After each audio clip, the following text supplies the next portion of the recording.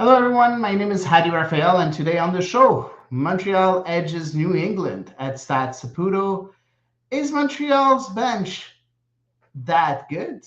And finally, let's take a look at the standings and see what may or may not happen. That and a lot more on episode 146 of the Bowlers Round.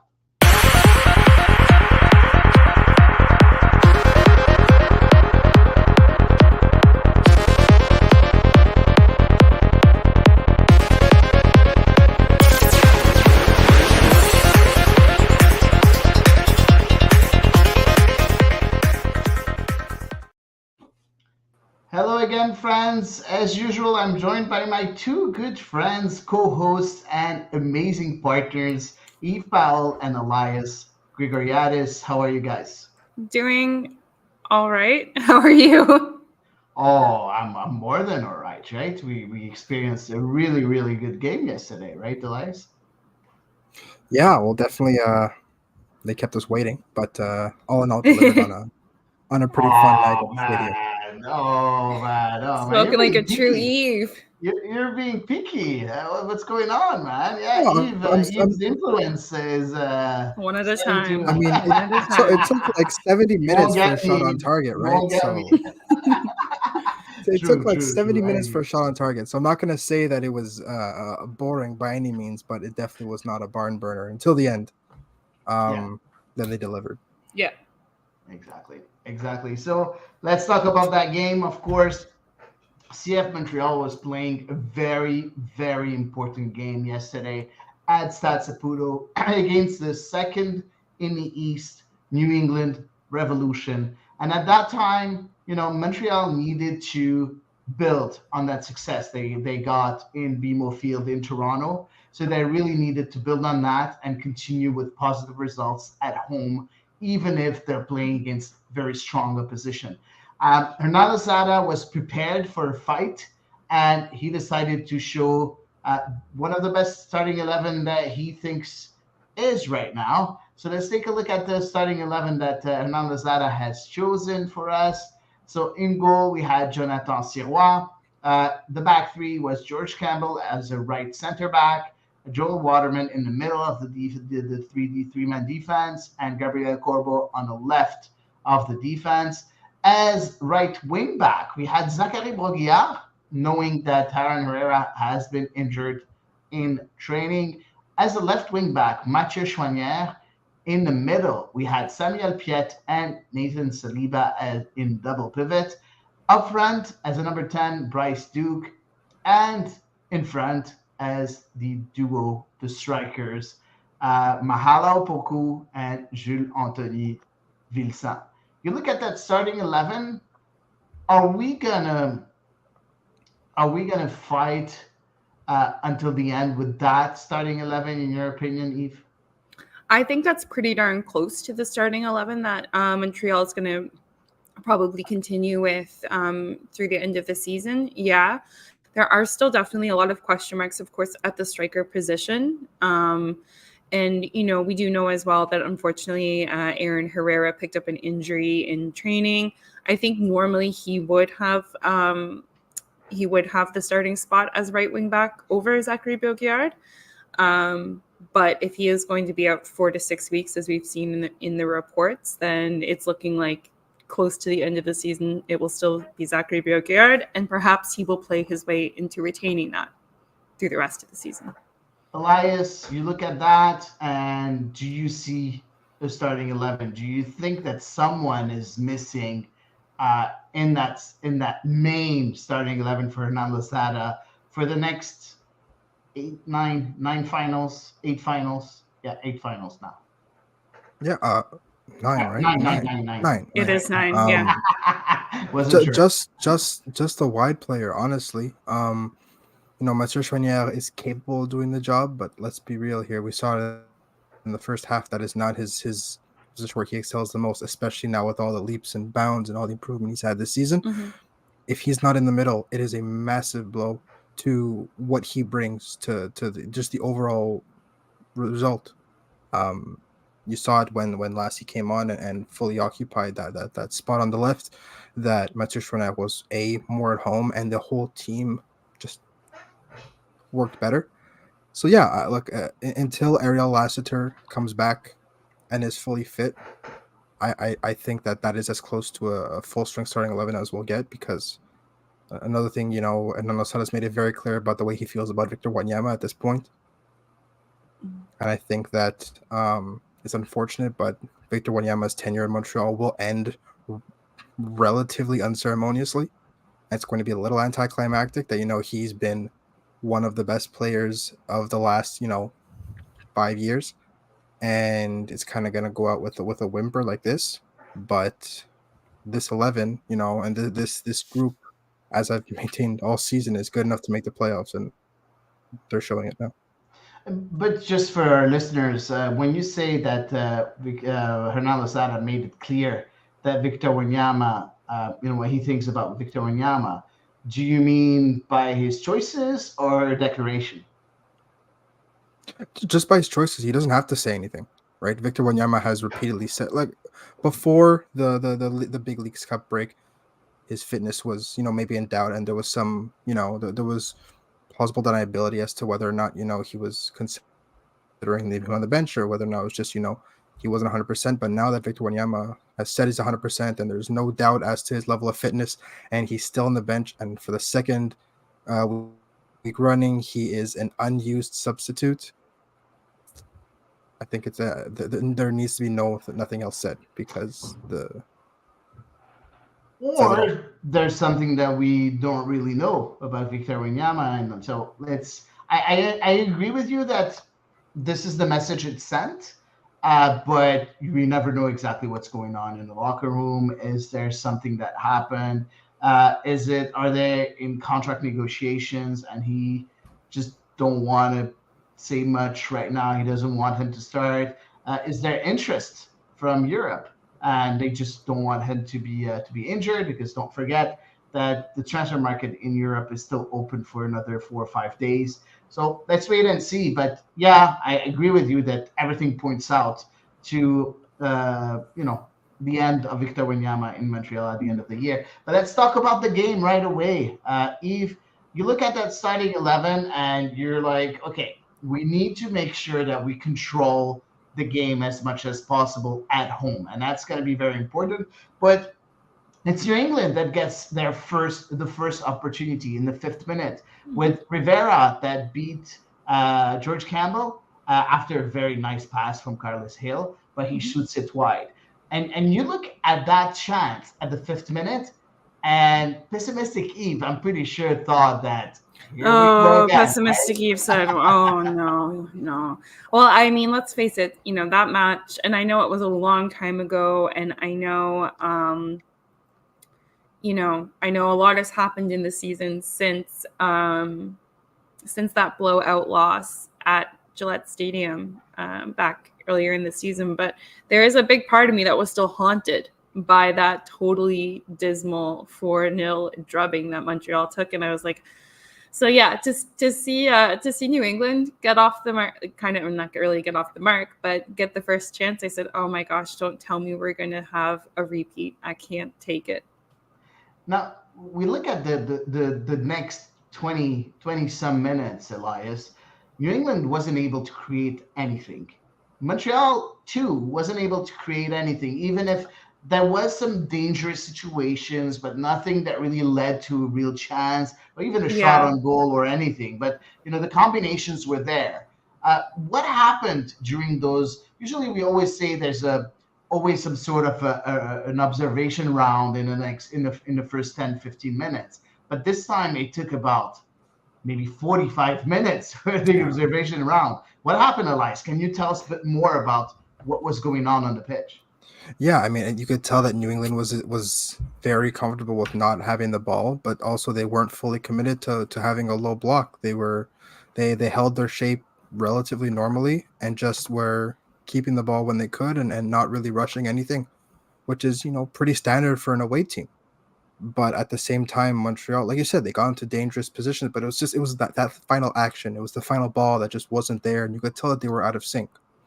right? You could tell that, and Alessandra spoke about after the game, right, where they couldn't find Boguillard on that right flank, even though there was space there. They couldn't really get the ball to the strikers and have them pick their head up and have time to do what they want. So you could tell that it was very frustrating first half, and even the body language of all the players was just frustrating. They were slapping they were Mm-hmm. shrugging, their shoulders were dropping, they were slapping their thighs in frustration, stuff like that. Yeah. So it's just one of those where it doesn't work, and then you kind of hope that the halftime will let everybody calm down. You reassess, maybe you have some minor adjustments, and then you go out again. And I mean that's what happened. But the first 45 minutes was almost ideal for New England because it was just a very frustrating. And then as an away team, you're frustrated. You get the other team frustrated. You hope maybe they overcommit. They find themselves vulnerable, and then you hit back, right? And that's hurt Montreal 4 times this season, right? Where the only games they've lost at home were just 1 or 2 moments, and the rest of the game is just hold on for dear life.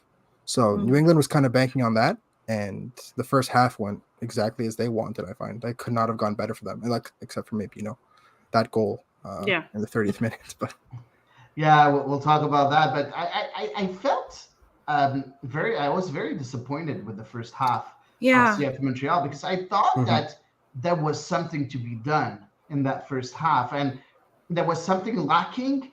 And I think New England was just here to be taken in a certain way. We should have been able to score a couple of goals or to create something. At least a shot on target. Exactly, at least something, because unfortunately there was nothing that came out of the good combinations that we saw in the middle of the pitch. There was some nice build-up plays, but nothing to really show for. Yeah, nothing to really show for afterwards, right, Eve? Yeah. No, exactly. No, I think maybe we got a little bit more of kind of brought down to earth, perhaps with Jonathan Yves, which I'm sure we'll talk about in a little bit more detail.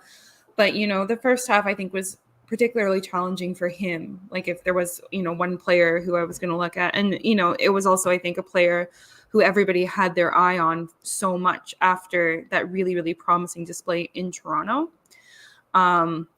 And of course, again, this is a guy who's in his very first pro season, and he's only 20 years old. And so I know, Hady, when you and I spoke on Monday, we were both kind of, let's take a deep, calming breath. Calm down, people. Calm down. Yeah. And so I think he struggled a little bit to find his place in that half. And obviously, of course, if one of your strikers is kind of not really in the match with everyone else, then it's going to be hard to create a lot of offensive spark.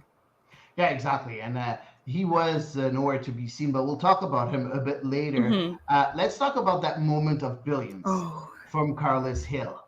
We were at the post-game presser, Elias and I, and it's so funny because he was, Jonathan Sirois was asked about that moment.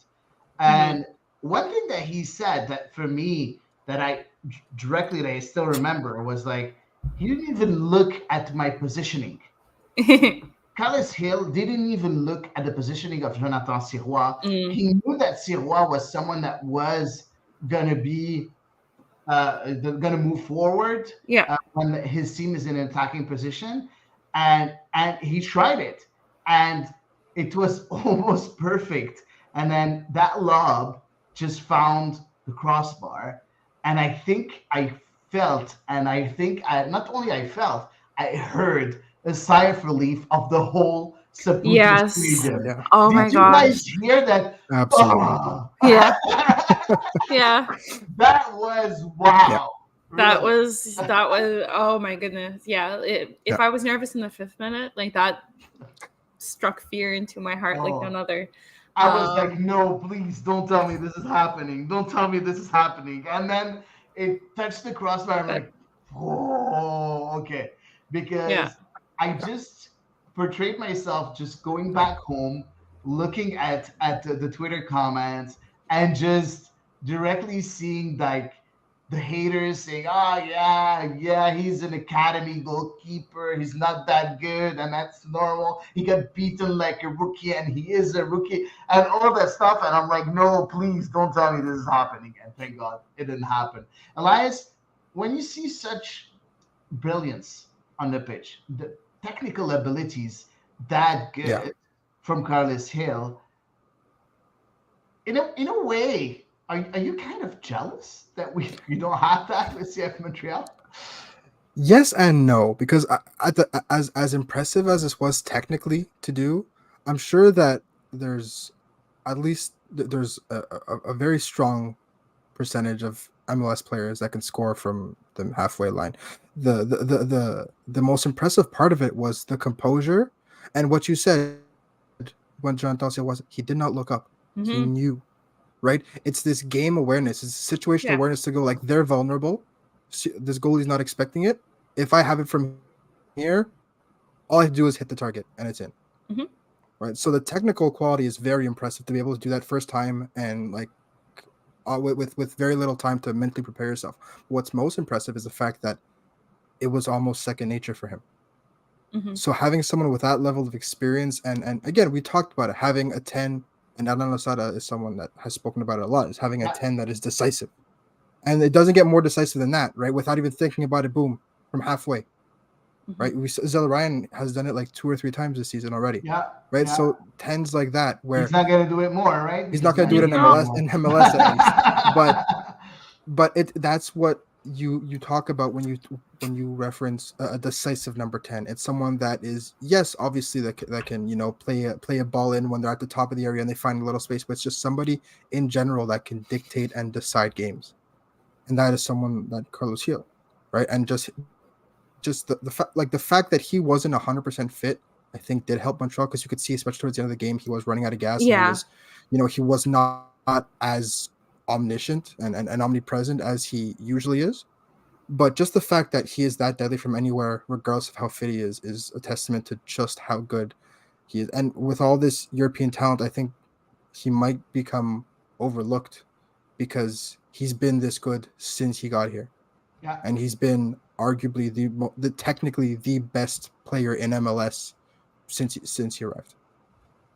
Yeah, Hani Mukhtar will say, yeah. I think when it comes to technique, when it comes to controlling the ball and distributing it, I agree. I Yeah. think Hani Mukhtar in an offensive capacity in terms of hitting the ball and goal scoring is second to none. But when it comes to just controlling all aspects of the game with your technique, Dictating tempo and those stuff. I don't think there's can- anybody. He reminds me of David Silva and just your prototypical wow. Spanish attacking midfielder so much. No, that's And a you good. could tell that he's wired like that. So Yeah. I mean, everyone is jealous that they don't have maybe except for Miami. Everyone is jealous that they don't have a Carlos Hill Yeah. on their team. Yeah. Absolutely.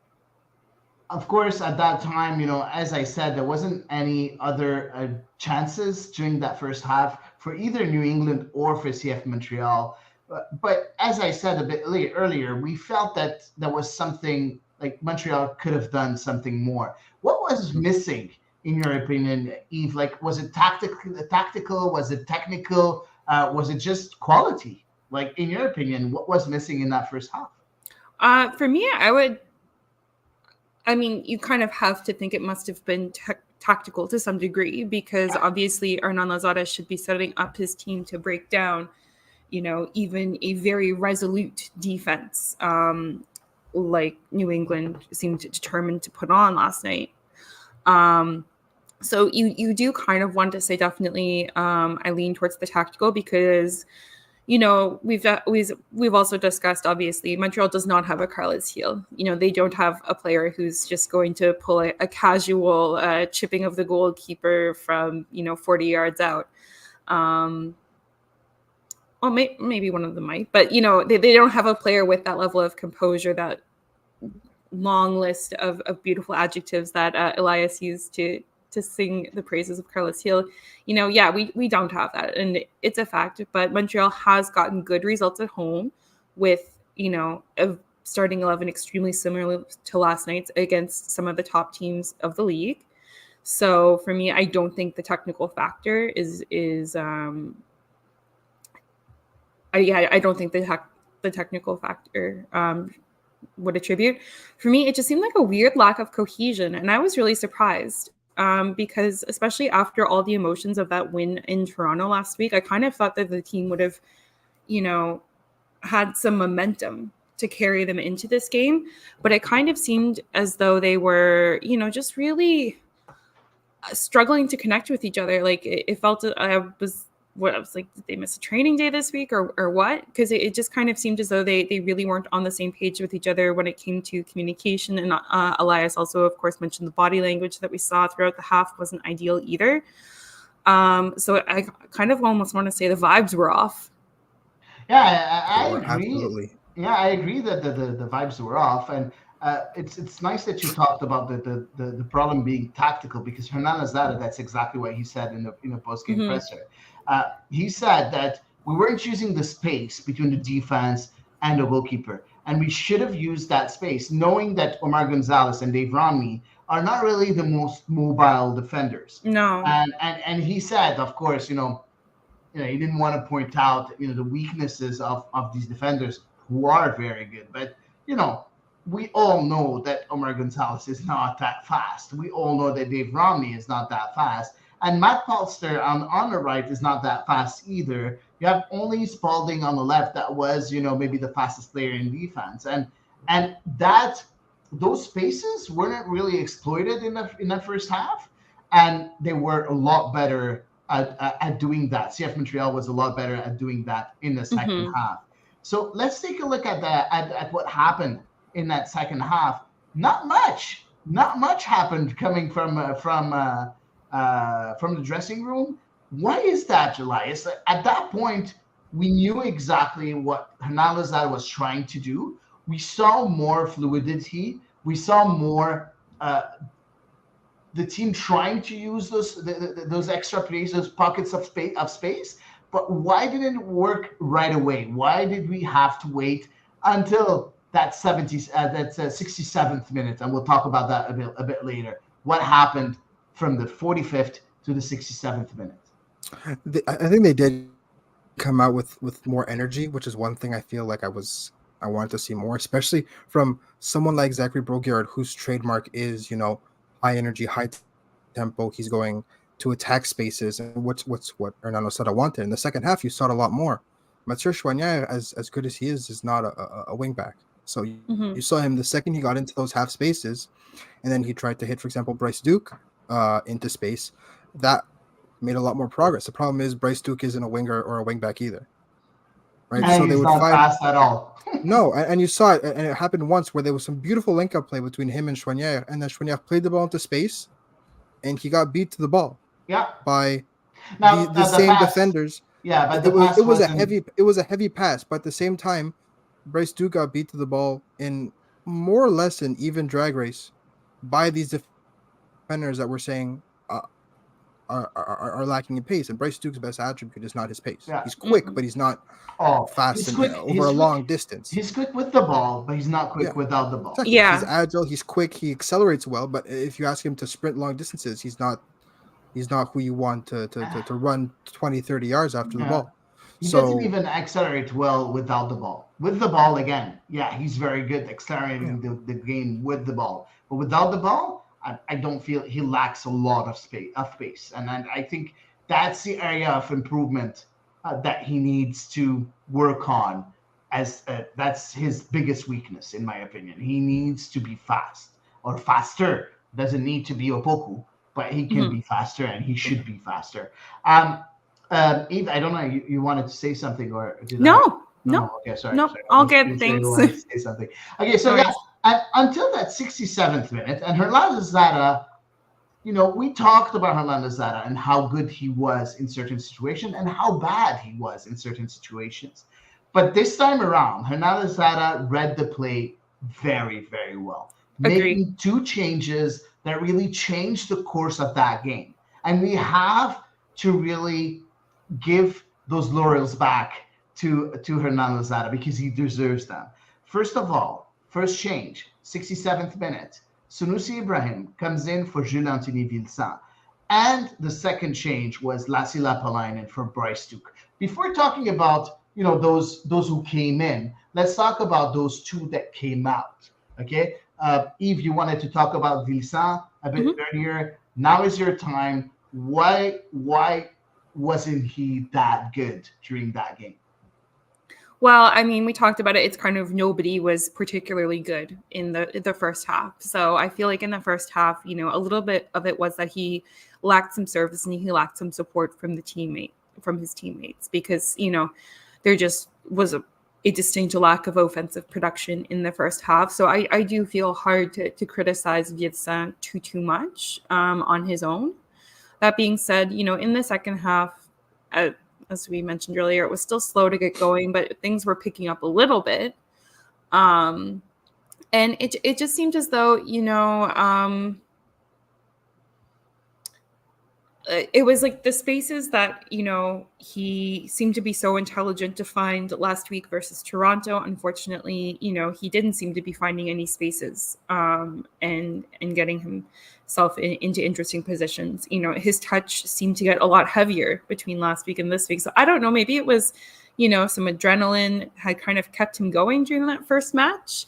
And now things were a little bit more real, quote unquote. But for me, I'm not like concerned or anything like that. I just think that this is kind of hopefully going to help folks temper their expectations of a very young and inexperienced player. I do have to wonder that if the rest of the team had been firing on all cylinders, would he have had a slightly better output? Because I'm sure, he couldn't necessarily take confidence from his teammates either if he was struggling, with nerves or anything like that.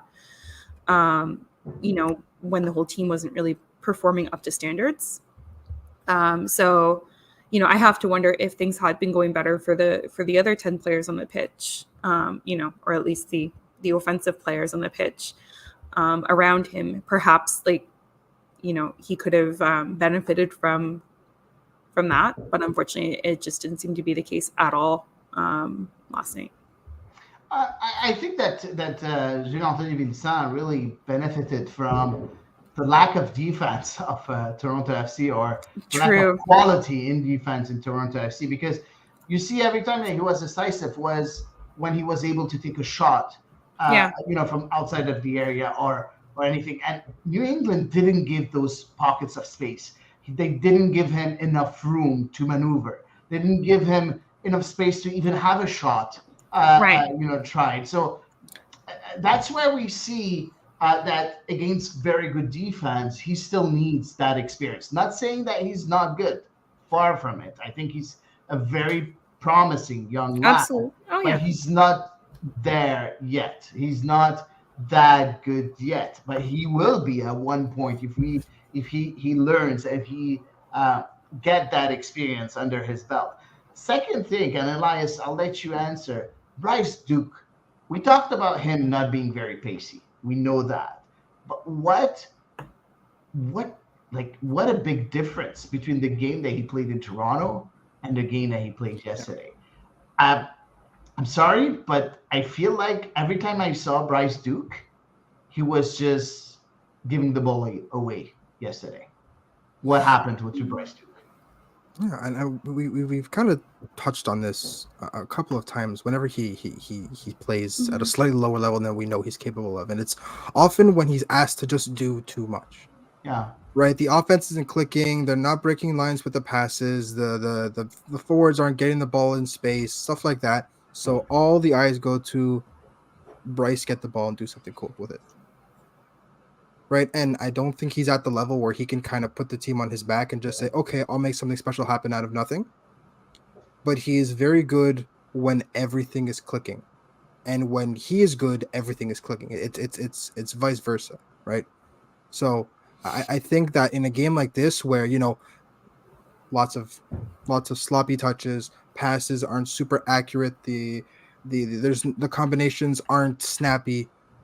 And everybody looks at Bryce Duke to be like, okay, it makes something happen. Fix that. Yeah. Make something happen. Do something awesome. And he did that a couple times. He would take one or two people on with a dribble. It's nice. But when you look at him every 2 minutes because your offense is stalled again, it's not a sustainable model. No. Right? Bryce Duke very well may end up turning into that player. But it's important to remember, he's also 22. We're talking about Jean-Anthony Vincent. And yes, Bryce Duke has more professional experience than Vincent, especially in MLS. But he's still a 22-year-old, and he's still not only learning a new system, but he's also learning to be a player and what it means to play his way. Yeah. So I think he's been given an enormous amount of faith and freedom from Losada. But it's also important to remember that sometimes he's not going to be, most of the time, he's not going to be able to do it on his own.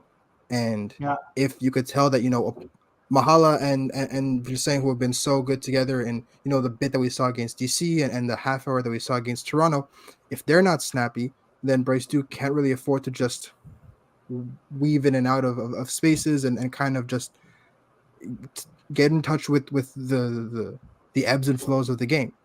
Mm-hmm. So in this situation where he's asked to do much more with the ball and create that much more, then it's obviously not something that he's gonna connect with. And he played a lot on the left side, and he doesn't have an actual wing back to kind of relieve that kind of pressure, because Mathieu Chouinard likes playing inside, and you saw that he was very rarely making runs down the inside, down the The wing. outside. Mathieu Chouinard makes runs in the half spaces.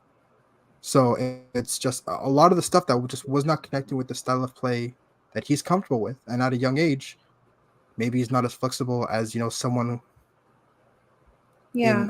as a Bryce Duke in 5 years from now, who can play in a variety of settings. Interesting. Let's wait and see how he develops. But let's talk about those two players that came in. So Mhm. first of all, what happened tactically? The fact that Bryce Duke was taken out. Of course, Lassi Lapalainen took the role of left wing back. Talk about him. He didn't play most of the time as a left wing back. We saw him a lot of times as a right wing back, Yes. which was very A little weird too, because yeah, exactly. They swapped positions a couple of times, him and Mhm. Zachary Broguillard. And right after, we saw Sanusi Ibrahim playing up front. And what I liked about that is that we saw a swapping of positions also between Sanusi, Chouanière in the middle. We saw sometimes Sanusi dropping down a bit more, Yeah. which helped a lot Mathieu Chouanière develop his game, which helped a lot Lassi Lapalainen um, uh, find those spaces. And that was very interesting because everybody's talking about what Lassie did during that game, but Sanusi's presence was felt. I don't know if you agree with me, Eve, Yeah. even if he didn't touch the ball that much, he was creating Yeah. those pockets of space for Lassie Yeah. and for his colleagues. Yeah, I do agree with you actually. And he did have, unfortunately, he had a header that was, I think, maybe more of a surprise to him than anything. That was a really good chance for him. But no, I agree with you. I thought he was able to occupy the defenders a little bit more than Vincent had been able to. And like you said, then that allowed the teammates. I think you're right that Lassie probably was like the principal beneficiary of that. But it allowed whomever to have a little bit more license to roam, to get a cross in, to dribble or to find another teammate who wasn't maybe being double teamed, since kind of Vincent has been a little bit of a non-factor. So I totally agree with you. I think he had a productive showing. Yeah. Now, let's look at all the chances that came right after that change. Okay. First of all, we have to see it. Another very interesting shot on goal, or not really on goal, they directed at goal from Gabriele Corbo that went really close again for a second game in a row. Is he going to find the back of the net at one point? Absolutely. I think he will. From long range? If he gets one a game, he hits the he ball has a good so shot. clean. Yeah, exactly. Yeah. He hits the ball so clean. And we see it in training all the time. In training, when they have these little half games, he hits it from distance and it's a rocket ship. So it's if he gets at least one per game, he's going to score before the end of the season, guaranteed. Law of averages will catch up to him, I'm sure. Yeah, and with that shot, we saw that right away. CF Montreal was a lot more involved, offensively. So we saw Lassi Lapalainen, who gave the ball on the left, who found a running Mahala Opoku at the first post, but it was touched by a defender and went to a corner at the 77th minute. Then again, at the 82nd minute, Lassie getting the ball again on the left flank, gives it again to Mahala Opoku that shoots it in the side netting. And then the moment of truth in the 86th minute after a corner, Chouanière taking the ball back, giving it to Lassie on the right-hand side at that point. Lassie really crossing the ball directly on the ground to George Campbell that really redirected the ball directly in the back of the net. 86th minute, 1-0 for CF Montreal. What a goal. What an amazing end to a very interesting game that was kind of, I'm not going to say dominated, but controlled by CF Montreal, in my opinion. If you look at those chances created by Lassi Lapalainen, and there's a question that we have here from our listeners. Maxime? That was the one about Lassie being a sub? Yeah, exactly. Go ahead. Maxime. No, my apologies. No, not Maxime. Joe Zaro. Sorry, Joe Zaro. Not because of last night's performance only, but ever since he has been here, Lappy seems more useful as a sub. When he starts, it seems he runs out of gas for the 60 minutes. He doesn't have the Chouanière sweat stamina. That is just my observation. Do you agree with that, Eve? I mean, you have to say when he comes in as a sub, and if he's as effective as a sub as he was last night, then a very strong case gets made. I mean, we do know that Lassie, that left or right wing back, whichever wing back he plays as, it is a role that demands a lot of running from whoever is occupying it. And, I know, was it in 2021 or 2022, like Wilfred Nancy dropped the stat that like Lassie made the most sprints per match, like by a healthy margin. I can't remember, but at some point, like I know he said that. Yeah. So definitely, he runs his guts out every match, and no, not everybody can have the stamina of a Mathieu Chouanière on the team. So I kind of, honestly, for me, it really depends, I think, on the nature of the match as to whether he's sometimes best suited as a starter to really get the team off and running and then come out once he has reached his limit, or whether he enters as a sub against an already tired defense because he is so dynamic. He does have that creativity and he does have that good technique. So for me, honestly, it really varies from match to match. I think the circumstances last night for him to be a sub were perfect because New England had been enduring for much of the match, and they mistakes started to be made. Sunusi Ibrahim also offered up a little bit more interest, to keep the defenders busy, if nothing. And yeah, for me, that's a perfect recipe for Lassi Lapalainen. Yeah, I like that, and I like the fact that Hernandez banked on that. He said in the post game that they worked on, tiring the opposition, making sure that the opposition was really tired, and then making sure that they were fresh at the end of the game to really push for a win. And that's exactly what happened. Elias, a controlled win from CF Montreal, like I said earlier, but I have to say a controlled win for Hernan Losada. Everything went according to plan, right? Yeah, and I think it's very needed. I think he would have rather they scored if they were to win 1-0. I think he'd rather they score in the first half, in the first 5 minutes than the last 5 minutes. But overall, right, he was talking about how patience and sticking to what their game plan was, and that's exactly what happened, right? You take out Jadon Nevis and you put on Sunusi Ibrahim.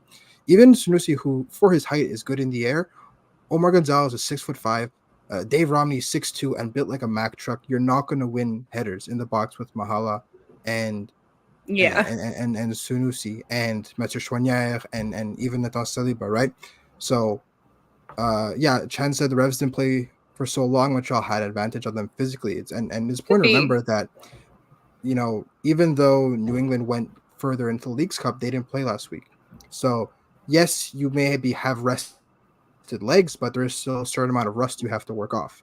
And I think Montreal exploited that because you saw that they at the 70th minute mark, they just stopped crossing the ball in the air, except if it was maybe a set piece or a corner. But from the run of play, they just stopped crossing the ball high. The goal from Lassie was exploiting space in behind. The assist from Lassie was exploiting space in behind, using your pace, and then a low cross. Right. So and they tried that, at least a half dozen times, and it's clearly that's how they were making the progress.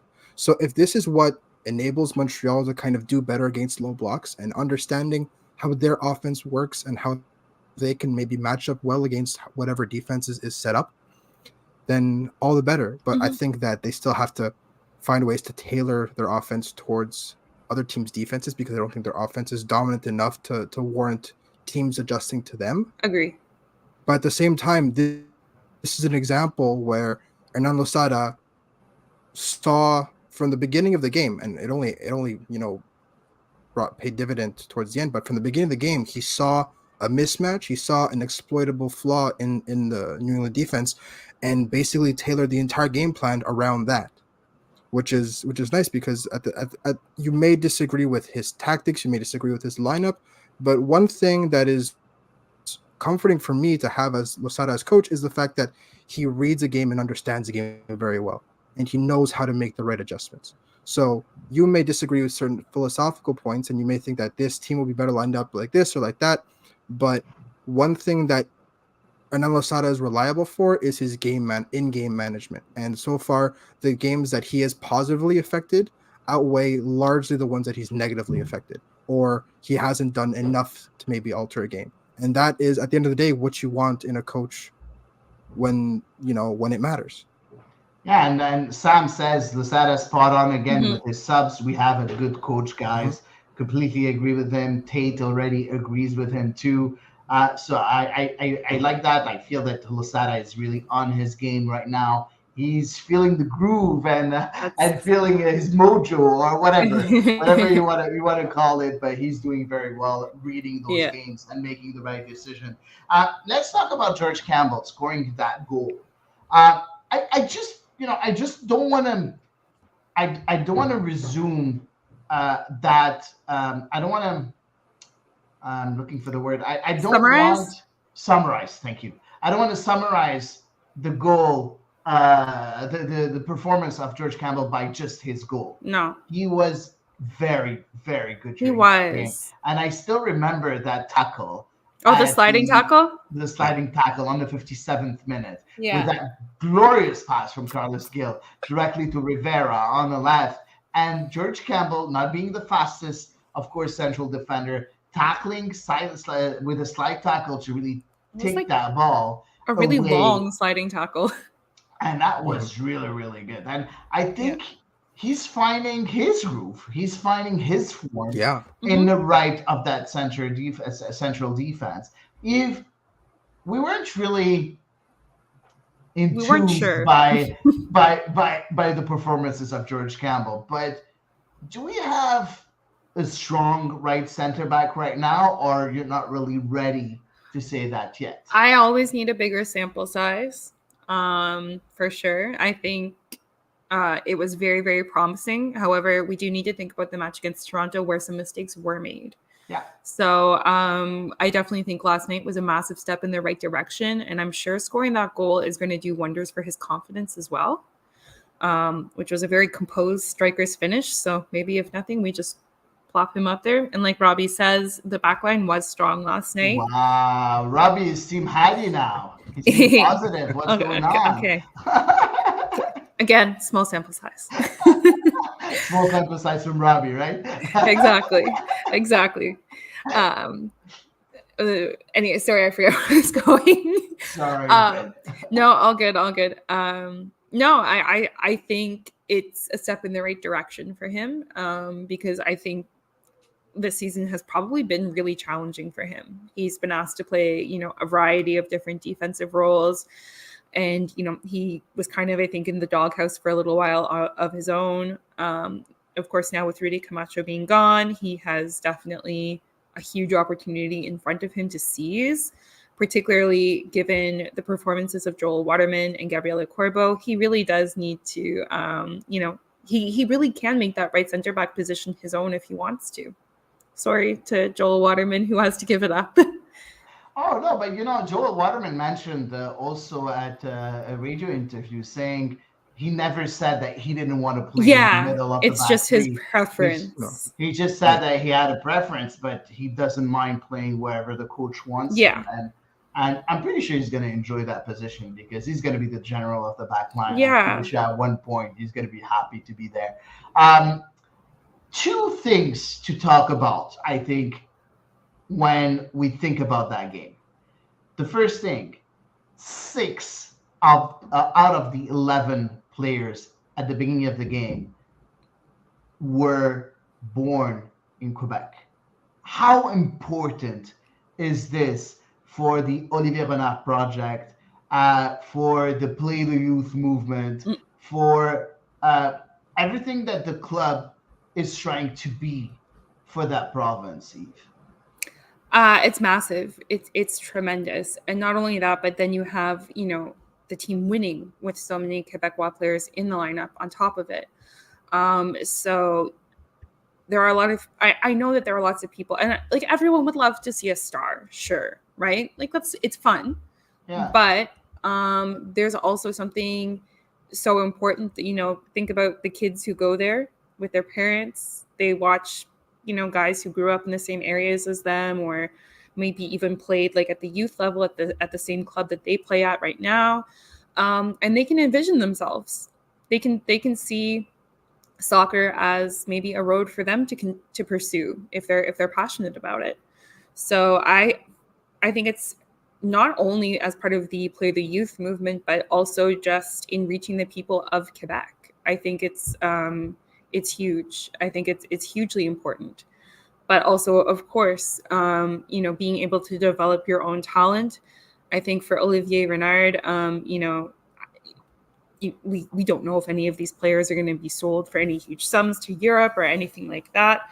But even then, for me, you bring it back to, if nothing, it's even if nobody leaves and they all make their careers here with the club, they're going to be excellent ambassadors for the sport and for the club in Montreal, which is a huge win, probably more for Gabrielle Gervais than for Olivier Renard. Elias, you're a coach. When you look at that, will you give that example to the kids that are playing, for you? Is that something that you talk about? Is that something that you can work with in a certain way to give them motivation, to give them? I know you work at, it's not, I'm pretty sure, all the kids that you coach don't have, in their mind, professional career, but still having them, seeing so many players from Montreal, from Quebec, on the starting 11, winning against a New England Revolution team that is that strong. I'm pretty sure we can use this to our advantage when we coach at the youth level, no? Yeah, I think it depends on each kid and what their, like you said, what their aspirations are, and by I coach at this point, I coach U17, so They they're know pretty They exactly kind sure of what they made about up want their to whether do. they minds. Yeah. right, yeah, if they want to continue soccer, at what level they want to continue, if they want to get the CJEP, if they want to just continue playing with their friends, if they want to pursue the collegial and youth sports, or if they want to just play the game because they like playing the game, or if they just that part of their life is done, they don't want to play anymore. It depends, but you know for those kids that do see soccer at a high level as, if not a career path, definitely a path of a significant part of their life, then yeah, the fact that homegrown players are not only finding uh playing time but success, and I mean, should get national team recognition, and eventually will. That's there could not be a better endorsement for um you know the growing sport in Quebec, and the growing talent pool in Quebec, which is more important than like having a lot of good people, having a lot of kids playing your sport is important for the growth of it, but having high level representation and high quality representation is just as important, because it then brings in more people that were either on the Mhm. fence about it, or it brings in more of these kids that are athletically amazing, but go, "Oh, I don't really care about soccer." Mm. Right? And they play, some kids that play soccer in the summer to stay in shape because they have hockey in the winter or because they have basketball or football, right? And they use soccer as cardio, but now they see soccer as this a popular sport, but also a sport with proper infrastructure and a pathway to success while staying in Quebec. And that's a great motivation to kind of, dig deeper into what they like about it.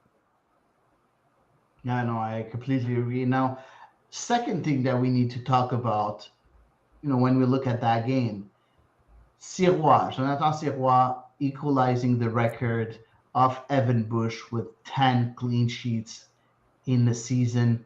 Guys, Jonathan Sirois is a rookie.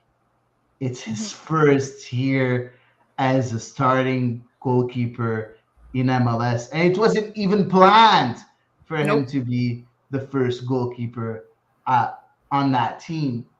And I like what he said at the post game presser.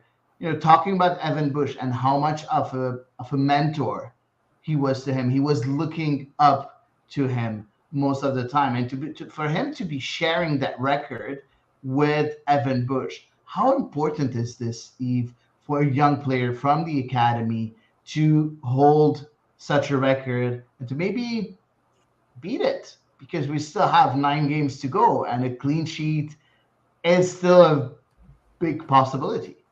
Yeah. No, it's tremendous. I think it's deserved recognition, certainly after, like you said, a surprise start to his MLS tenure. I don't think anybody expected Jonathan Serrois to be in the net for as many matches as he has been. And it's great. It's nice to finally see a Montreal goalkeeper, and if like a homegrown goalkeeper, and their career is actually kind of going the way that you really hope that they'll go, because Maxime Crepeau, we don't need to rehash that. Why did you even mention his name? We don't want to talk about him. That's why I said we don't let's need to for, rehash. let's forget that he Yeah. ever was a part of this club. No. I like that's me. Like I no, No, I'm no. good. But I mean, I don't want to like go down No, that road of like of course. $50,000, and I don't want to spend the rest of the episode doing that. Yeah. James Pantemis, unfortunately, I think his start to his career could have been a lot better managed than it was. And I feel terrible for him. I think he has the worst luck of anybody on this Montreal team. Given that he finally got his number one spot and then promptly picked up a huge injury in the first match of the season, like the guy has no luck. So to see Jonathan Serrois, he does a couple of seasons of loan. It's just a ringing endorsement for like the path going the right way. Completely agree. And if I'm Valor right now, I'm like knowing that at one point, Jonathan Silva lost his place as the number one goalkeeper in the CPL last year. I'm like maybe rethinking about the decision that I took last year when Yesley became number one in front of Jonathan Silva. But very interesting, I think, to see an academy player, get and hold that record right now jointly with Evan Bush. Let's talk about the next segment. The game was really nice. We won 1-0 against the second in the East. But let's look at that bench. Okay. CF Montreal starting that game with the bench that was very, very interesting. If you can take a look again at this starting lineup where we see the bench at the bottom. So we had James Pantemis. Usman Jabang wasn't on the bench. It was Sunusi Ibrahim. I don't know why there was a mistake there. Fernando Alvarez, Victor Wanyama, Ahmed Hamdi, Matko Miljevic, Lassi Lapalainen, and Chinonso Ofor. That was the bench that Hernando Sada chose. Mm-hmm. In the stands, you had injured players and players that were left out. You had Sean Rea, you had Jabang, you have uh, Romal Kyoto, Mason Toy, uh, Ariel Lassiter, Aaron Herrera, Logan Ketterer. I don't know if I'm. No, I think I said everybody. I gave the name of everybody that was there. The rest were on loan. Zuhir, Asi, and Iliadis. So you look at that bench and the players that were in the stands. How good, in your opinion, Eve, is Montreal's bench? I kind of want to look at it player by player almost, because Go ahead. obviously no. It's gonna be too long, right? Yeah, I'm running on minimal energy today, so As usual, as usual, Eve, as as usual. usual, as usual. Yeah, it's never a quiet Saturday night here. Um, yeah, no, on paper, it's an excellent bench. I think, unfortunately, some of the players have not necessarily lived up to what we expected of them. I'm thinking of the Matko Miljoviches and the Ahmed Hamdis of the world. But when you have a player with the leadership quality and the skill of a Victor Wanyama who is on the bench, and you can't justify removing Nathan Saliba or Sam Piet right now from the lineup, then that's a pretty deep bench. That is a deep, deep, deep bench. Yeah. And I'm not gonna lie, it's also a very expensive bench. Yeah, and let's talk about that. But first of all, I just want to mention the comment of Tate that says far more injuries this season compared to last season. Completely agree with Tate. Mm-hmm. But let's talk about the value of that bench. Okay, let's not talk about the salary of the players that count into the cap of the MLS rules. Let's talk about plain salary. And if you talk about plain salary, like James Pantemis has a salary. It doesn't count in the MLS cap because he's homegrown, so it's zero. Yeah. But he still have a salary of a guaranteed compensation as per the MLSPA of $164,000. So if you see that salary on the bench and in the stands, it's approximately 70%, between 60 and 70% of the salary of the whole squad. Elias, is that normal? No, obviously, definitely not, right? I mean, you have, Kyoto and Wanyama who are not playing takes up a significant chunk of that 70%. But at the same time, this is cases where, yes, Montreal has been very good at getting more than, an adequate bang for your buck on some players.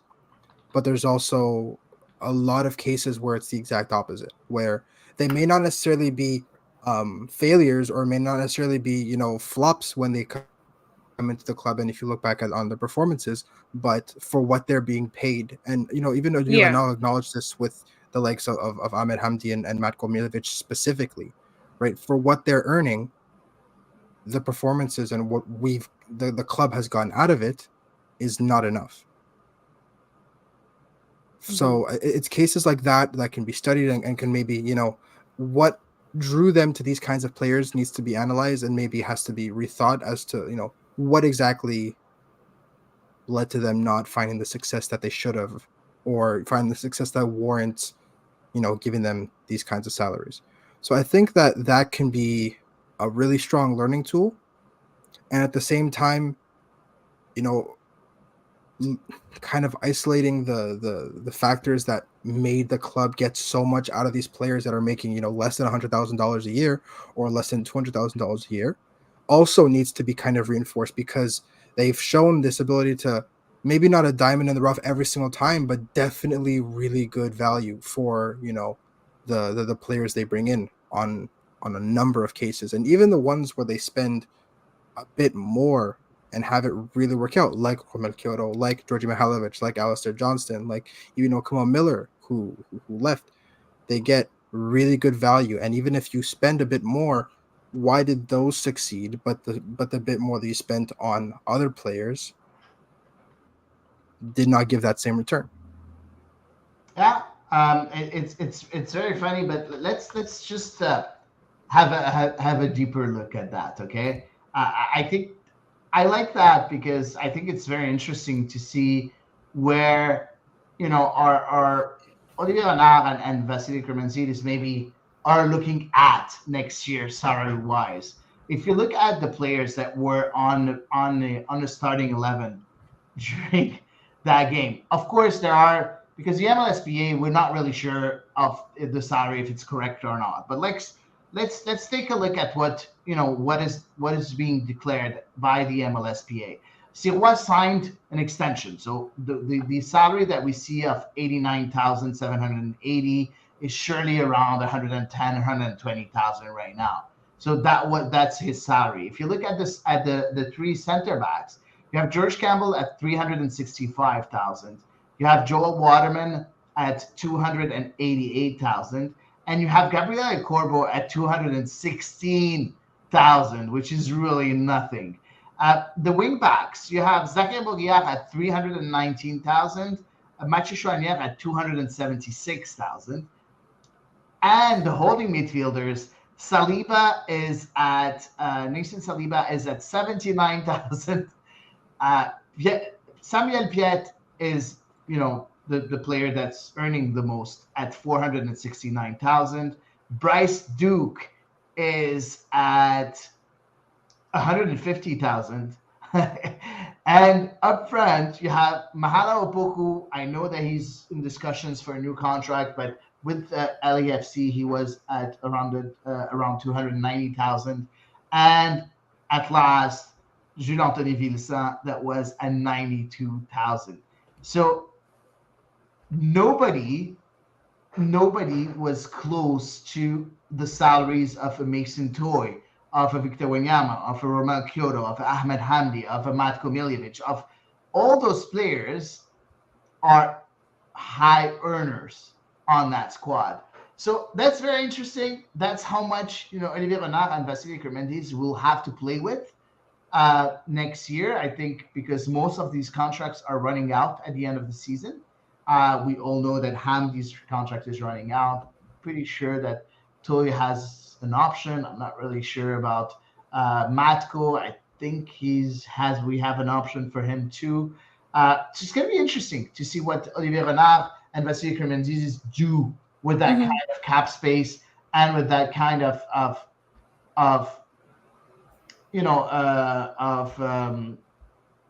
that kind of power, with that salary, and that's going to be interesting. I think that's going to be very, very interesting. The transfer market is going to be very, very interesting. Looking at that bench again, so you said, Yves, that it's a very, very deep bench.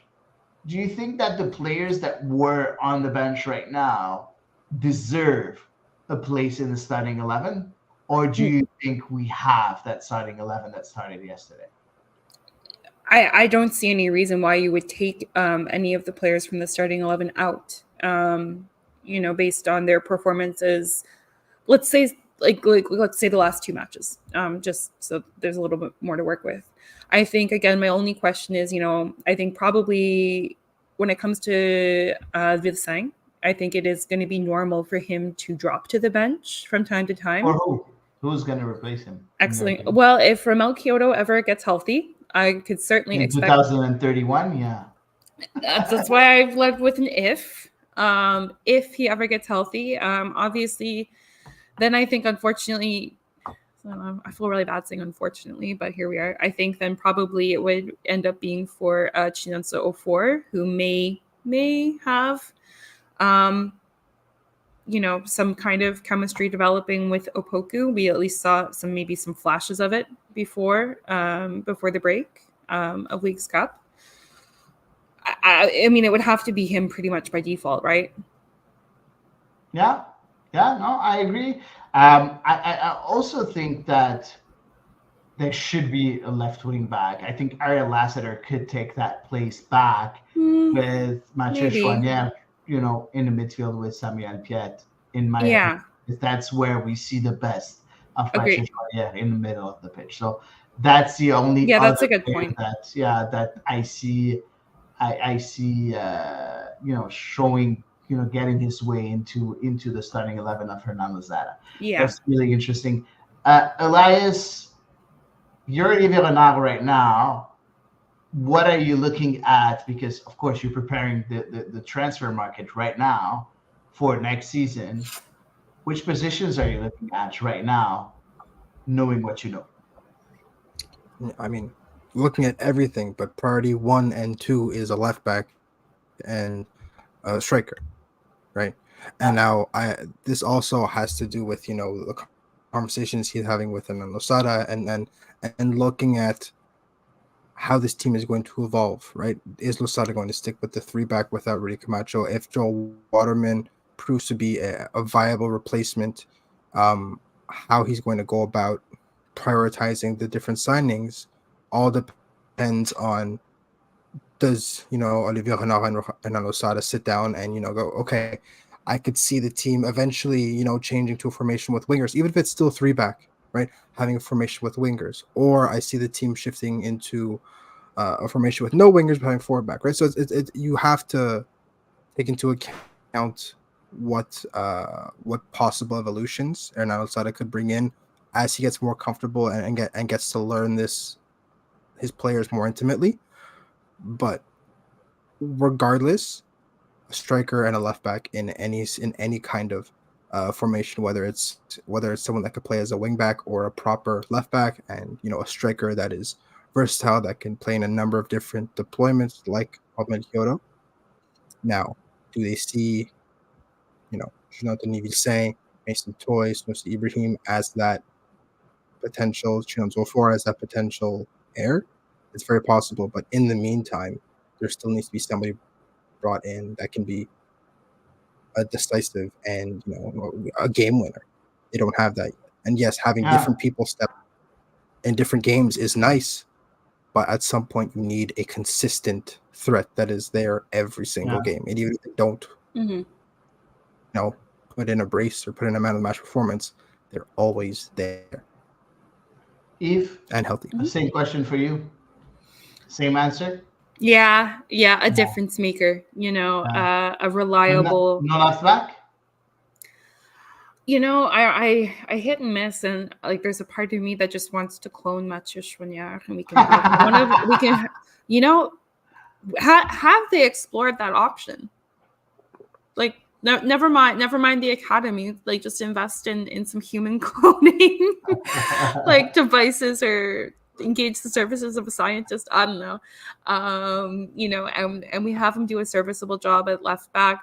But I think overall, a reliable, creative. I'm going to say difference maker, but like Elias said, not necessarily somebody who scores a brace every game or anything like that, but just somebody who can add that oomph to a performance. Because right now, the way it is, or at least the way I see it is, Montreal's offensive output is quite low, and so they really can't afford to make very many mistakes, virtually any mistakes defensively, right? So a left wing back would undoubtedly help, would maybe help with both aspects, but I think they need to have a little bit more, they need more offensive output, because you have to be able to concede a goal now and then and still walk away from the match with something.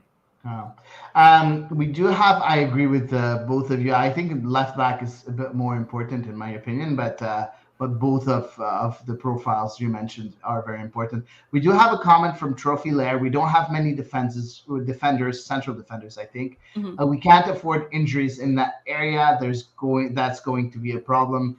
Listen, I think we have enough defenders, but not maybe quality defenders, because we do have 3 central defenders on the bench. Yeah. We have Jabang, we have Torkelson, and we have Alvarez. Yeah. So there are, Alvarez had a very, very poor showing with the reserve last week, with Kwemi scoring maybe a couple of goals and beating him twice. So that's going to be very interesting to see how he develops. But I don't think he's ready. But yeah, I agree with Trophy Lair that we don't have a lot of depth there, so we need to make sure that those players stay fit because they're gonna have to play every single minute of every Yeah. single game until the end of the season. So the Yeah. 9 games, 90 minutes on each game. So that's gonna be pretty tough. Next segment, I think, is going to be very, very interesting. Standings Mhm. and what may or may not happen until the end of the season. Let's take a look at the standing. Eve, we do have some very interesting standing with CF Montreal right now at the 8th position with 35 points. Chicago is right behind with 32 points. And CF Montreal was able to really create some sort of space between them and the red line, with DC United with 30 points, New York Red Bulls with 29, Charlotte with 29, and New York City FC with 26. Toronto is down there with 19, and Miami is not last anymore with 21 points, but only 23 games played, so 11 games to go, with Montreal having only 9 games to go. When you look at those standings, Elias, who are we most afraid of for that number 8, number 9 spot? There's still 9 games left, right? It's Yeah, very but difficult to 5 points is pretty speculate. good. 5 points is a nice little cushion, but knowing how with this team when it rains it pours, Mm. that can evaporate literally by the time by this time next week. It could have completely evaporated. Mhm. So it's important to remember that it's by no means a reasonable safety net, and the fact that they are the win against New England is a win against arguably their second most difficult opponent in the last stretch of games, if you include Mhm. Cincinnati. But on top of that, it is a win that just like the win against Toronto happened when a lot of people around them lost. Right? Again, last night, New York lost. I don't have them off the top of my head, but like of the 5 teams surrounding them, I think 4 of them lost. Not just dropped points and got a draw. They lost. So it's 0 points. And I think that is incredibly important because we were talking about this a bit after the game. It's nice to beat the teams ahead of you. That's cool. The important thing is how you do relative to the teams beneath you when you're in a playoff race. And yes, being the teams above you does help you kind of climb up into a more secure position. But Montreal's case, until decision day, they're going to be looking over their back. They're going to be looking over their shoulder and, wondering what the other teams are up to. And you can kind of say that, yeah, we're focusing on ourselves, and that's true. But at some point or another, you do have to be aware of what other teams are going on with other teams. And those teams are not going to be losing forever.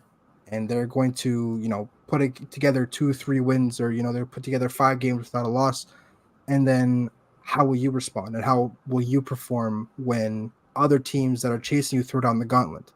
So far, those teams chasing Montreal have kind of dropped the ball a little bit, but they're going to pick it up. And when Montreal drops its first points of this run, because again, like we said, they're It's not going to going to happen. go. We're not going to win 9 Yeah. games. That's for It's sure. it's going to happen, right? If they win 9 games, then they're going to win the MLS Cup. But Go on. but I'm more interested in seeing when they lose that first game, be it New York on the road, because again they beat Toronto on the road, but it's still this season on the road is as good as drop points.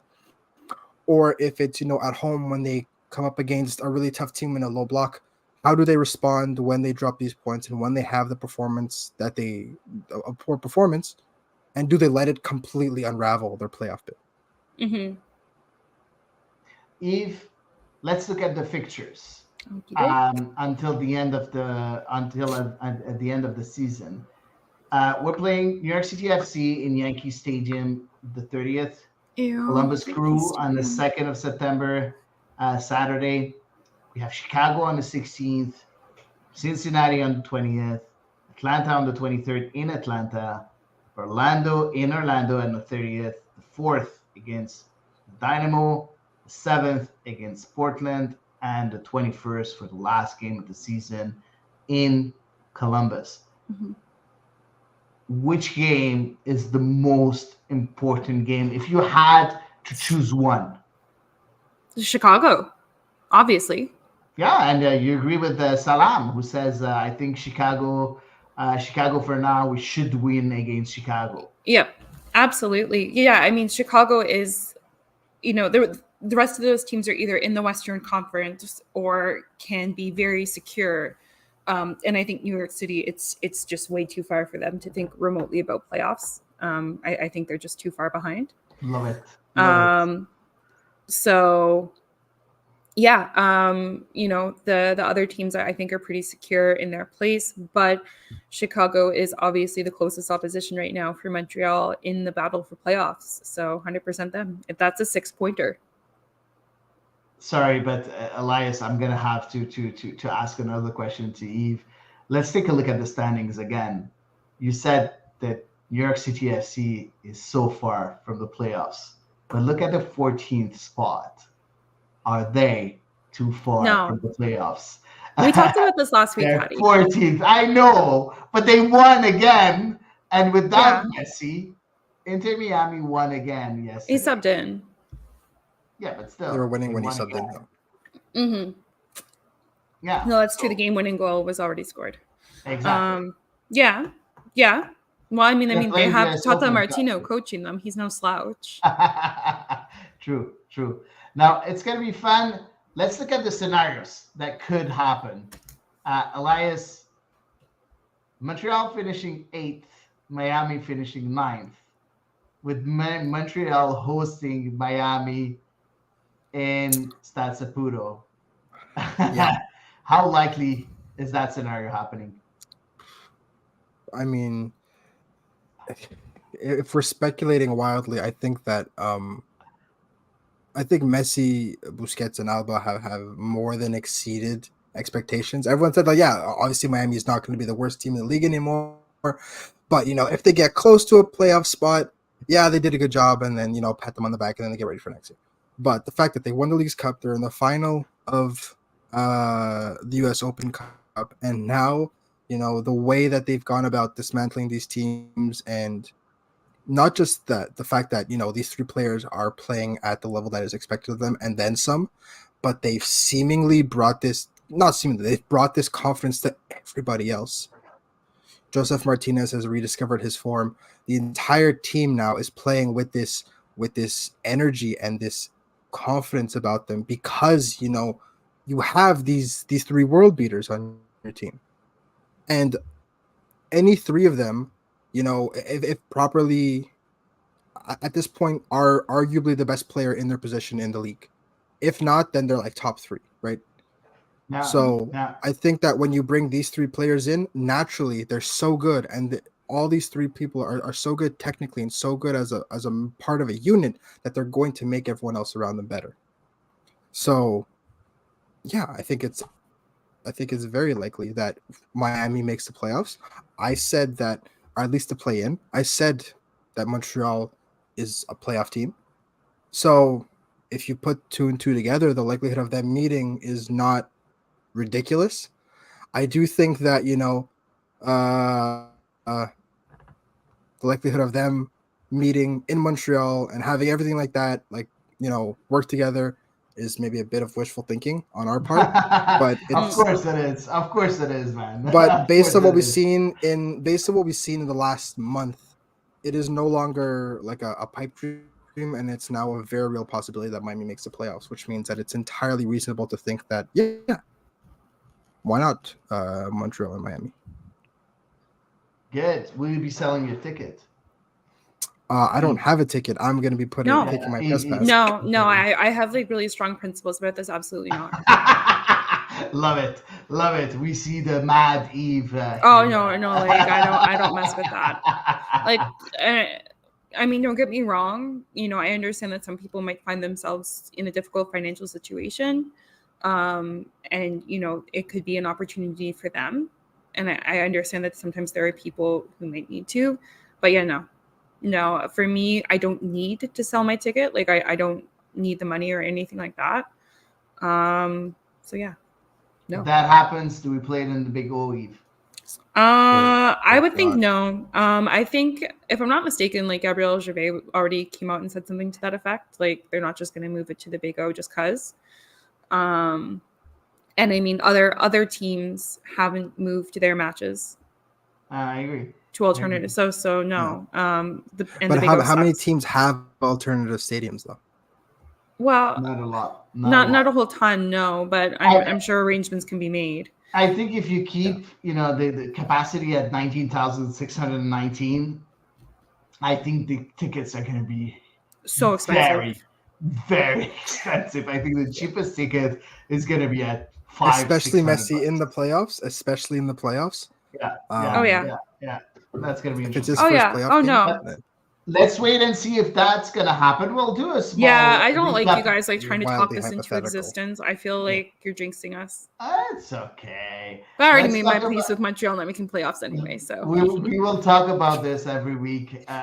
Just so all right, well, it was nice knowing you. No, but we'll talk about the standings, of course, every week because we're in the final stretch, and I think it's very interesting to see where we're at every week, how close we are to the objective, which is to participate in the playoffs. And Elias thought that at the beginning of the season that CF Montreal was a playoff team. I said they will finish between the 8th and the 10th position. Eve said that they'll finish around the last place or in 14th position, if I'm not mistaken. I didn't say, I don't think I said dead last. No, 14th, you said. Okay, yeah. Yeah, 14th. So second to last. There's 15. But second to last, exactly. So we'll see. We'll see what's going to happen in the future, but that's maybe it is wishful thinking to hope that this is going to happen, but it absolutely 100% wishful thinking. Let's wait and see. At least on my part, I'm yeah, this is I'm like this. I'm ready. I'm like this is a Montreal podcast. Matt, you're gonna be wishful thinking to see them in person, not to see them win, just to see that. Like again, this is the Barcelona brain now. Like just to see the three in the flesh. I understand. I'd like to see Montreal beat them, but just in person. Okay. Your priorities are still in the right place. Absolutely. Of course. I mean, that would be so amazing if this happens and Montreal wins. Yeah. Whoa, that could be epic. Yeah, look, when Sidney Crosby played against the Canadians, I still wanted the Canadians to win. I just wanted Sidney Crosby to play well because he's my favorite player, right? So you can't compare your love to Sidney Crosby to your love to the Barcelona players, right? When I was younger, when I was younger, absolutely. Interesting. Moving on, we do have a few questions from our listeners. Yes. So let's talk first about Maxime's question, and then we'll talk about Emil's question. Maxime Dag, is the next game the perfect occasion to rest Duke and to bring back Rhea? At some points, he needs to play. No. I think he does. I think he does need to play. I think he does need to be at least on the bench. Unfortunately, that's not how Hernan Losada sees it. I don't think that Bryce Duke will be rested. I think it's maybe the only player that's sure to have a starting spot, I think, next week. Other than the because he played only 67 minutes. And the central defenders too. So I don't think so, but I think he does deserve to be in the mix. Anyone wants to add something? No. I think I feel like nothing's changed, unfortunately, on the Sean Rhea front. No. I just hope he's not going to leave. We're going to need. No, that would be really disappointing. Yeah, that would be disappointing. Moving on. Second question from Eliel. He has two questions on the same chapter. But we're going to take the second one first? No. Is that what you mean? Okay, sorry. No, I said second question, as in it's from Emil. That we have. Yeah. All right. So it's amazing that Spain won given all that. But what should the aftermath be for the RFEF and its women's program? Will the victory paper over the issues and see Rubiales as an isolated personal problem, or might this lead to a broader analysis of issues with the RFEF? So you can give context if sorry. you want to, please, Eve, and answer the question. Okay, so so for anyone who's not aware, the situation to which Emil is referring is that in the celebration of Spain's win of their very, very first World Cup, the president of the federation, Luis Rubiales, was seen grabbing a player and kissing her. Is part of as they went through to shake hands with all the officials and stuff. That has blown up. And, she has come out and said that she didn't consent to being kissed by him. And it's been very much a very, very public battle. Last Friday, everybody thought Rubiales was going to resign. He said that it was he said it was consensual. Yes. Yeah, exactly. And then she said that it's not true. Exactly. So that's even worse, in my opinion, because he said, it was consensual, and he thought that everything was solved, and then she came out and said, "No, you're full of it." I never accepted that. So, well, actually, right after the match, they were filming an Instagram live in the locker room or whatever, and somebody asked her about it, and she said she didn't like it. So that's not a good sign to start. But anyway, on Friday, of course, he's been heavily criticized for his act against the player. Of course. And so last Friday, a special conference was called of the Federation and the RFEF, and everyone thought he was going to announce his resignation. All the media had a name, of a successor and everything like that. And he came out and he literally yelled at the crowd, "I will not resign. I will not resign." Wolf of Wall Street. He said, it's a feminist witch hunt or a false feminist witch hunt after him. And later on that day, the RFEF also published a very, very bizarre communication, basically breaking down the video and saying that they can prove that the player grabbed him and picked him up and all this stuff. And it was and accusing her essentially of lying, and it's just been shocking. So since all of that, he has actually been officially suspended by FIFA. FIFA has actually stepped in, and which we know doesn't happen very often. Yeah, and an investigation is now ongoing. Of course, because it hurts the image of FIFA. So that's, I think, very interesting. So we'll look at all that, but let's answer Emil's question. Yeah. I feel like because the RFEF has published several communications on the topic and seems to really be taking the honest to goodness, it seems like they've taken a stance. And I understand he's president of the federation, right? I feel like the investigation being done by, I feel like it's humanly impossible that the RFEF can be ignored because they also have a role in this. The broader federation does. I did read this morning that a complaint was received by the federation, so their sexual violence protocol has been activated. What that means, I'm not 100% sure. But I found it interesting that when FIFA actually suspended Rubiales, which we learned on Saturday, they actually said that both Rubiales and the federation are not allowed to contact the player. Interesting, and it's gonna be. They won the World Cup, and it's I feel so bad for Jenny Hermoso. I feel so bad for her. Yeah, it's really unacceptable what's going on. Unfortunately, I don't think it's gonna mess up with the women's program per se. I think that the women's program at one point is still gonna maybe come out stronger. Out of this in a certain way where you're going to see a bit more unity at one point, after everything is done and dusted, because I'm pretty sure this is going to be resolved. FIFA will not accept this. You're also going to see a lot of people coming back to the team, right? Because remember that this team that won the World Cup did not have some very important players, and not necessarily just starters, but some very important role players as well. So again, if this all gets, if heads start to roll, those players can come back too. So not only will they be more united, they're just going to be that much more quality on the team. Yeah. Let's wait and see what will happen. We do have a second question on the same subject from Emil.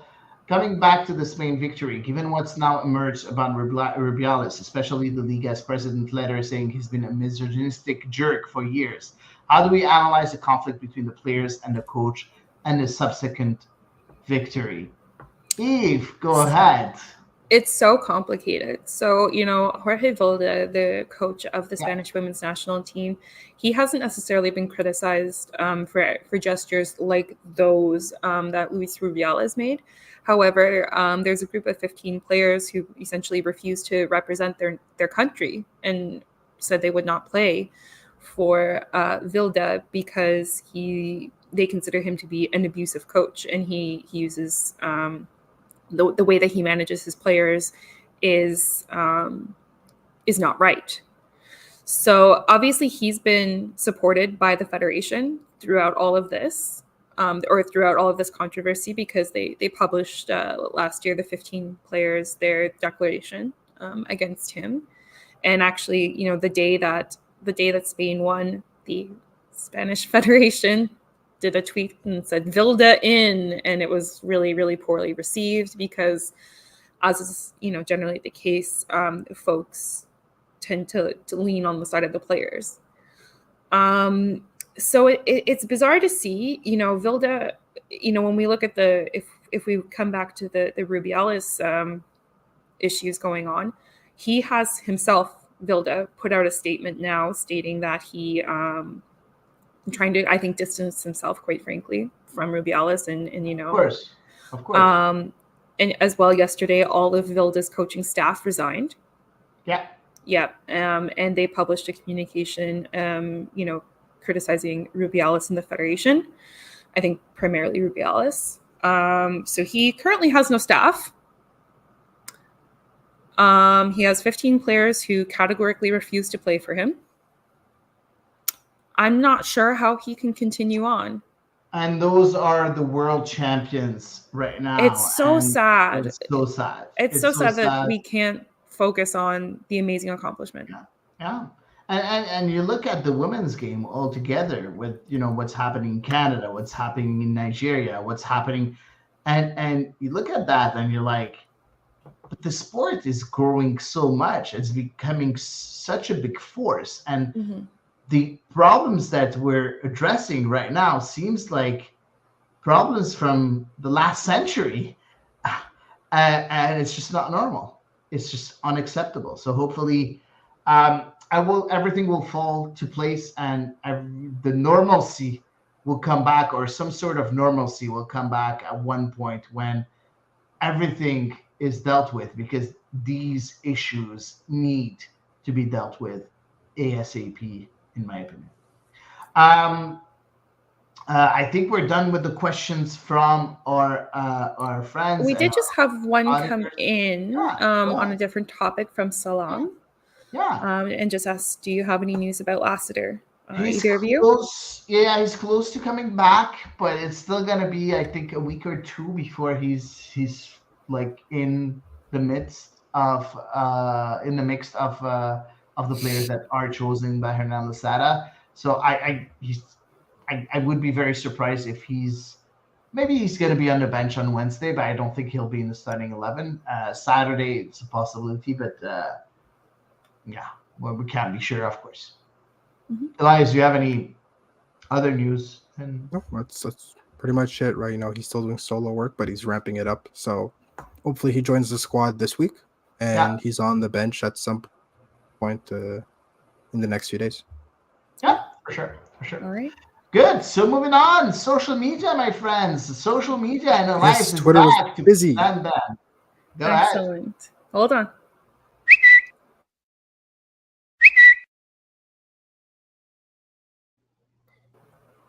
Are we ready? Let's do this. I have to find the one that says one. Okay. Yeah, so this is the first tweet from Nicolas Royer. 7.7% increase for my tickets for next year. Satisfied. And this is price for the season tickets. What do you guys think about, the fact that it's 7.7? How do you are, you guys are season ticket holders. What's your takeaway from the increase? Do you think it's not enough? Do you think it's a bit too much? And how do you see it, given the fact that there really is, like one game next year on the calendar that everyone has circled and could affect how many people buy season tickets to kind of guarantee their getting one? Eve, go ahead. You can start to answer. Both of you, I mean. Okay, I can go. Yeah, go ahead. As I choke on my own spit, apparently. Excuse me. I'm not surprised to see prices go up somewhat. If I recall correctly, I think they didn't go up at all the last 2 years. Yeah. So it had to come at some point, and obviously, let's face it, it's just the theme of 2023. Freaking everything is getting more expensive. Inflation. Everything. Yeah. Everything is crazy. Yeah, exactly. Crazy. I don't know. It strikes me as relatively normal. I think I have a similar increase on my end. I didn't do the math, but it's not like a massive increase. And a part of me was wondering if there was going to be a quote unquote messy tax, which doesn't appear to be the case. Fingers crossed that stays the same. So no, I'm not surprised. I'm not shocked or anything like that. I'm not scandalized, not surprised. Would I have loved it if they didn't increase? Totally, but not surprised. Oh, it's so small. The increase is so small that for me it's like they didn't increase at all, because it's kind of normal to increase a bit from one year to another, and then it's always been the case. Yes, of course, the last 2 years there weren't any increase, but we were pleasantly surprised for sure. And knowing that it was an increase in the last 2 seasons, just increase it by that much, for me it's surprising, because I was pretty sure it was going to be increased by at least $100, $150 really? ticket, and it wasn't. No, I'm pleasantly surprised. I'm pretty happy too, because there are other ways to make money than the season tickets. The season tickets, that's how you fill your stadium. You get your ambiance. You get whatever you need to get the ball rolling every single game, because those season ticket members are going to be there for the major part of them every single game, whether it rains, it snows, it's sunny, it's too hot or whatever, they'll be there. So you need to make sure that they stay there, that they renew their season tickets, and you have other ways of making money. You can do so many things around the stadium to make sure you make more money. And I think that's very intelligent from the CF Montreal, upper management, in a certain way, to not really increase that much. So very, very satisfied about the decision for sure. Awesome. Next up. All right. Yes, the next tweet. This is from Bandic Rose, and if this Atletico Ottawa versus Forge FC match ends in a draw, we would have 4 teams tied on 32 points, all one back of Cavalry on 33, and York United in 6th with 29. The last quarter of CanPL, Canadian Premier League season, is going to be incredible. Yeah. Now, how important is it for, because the game did end 0-0 last night between Atletico and Forge. It is a draw, so that scenario did end up is currently what the scenario is.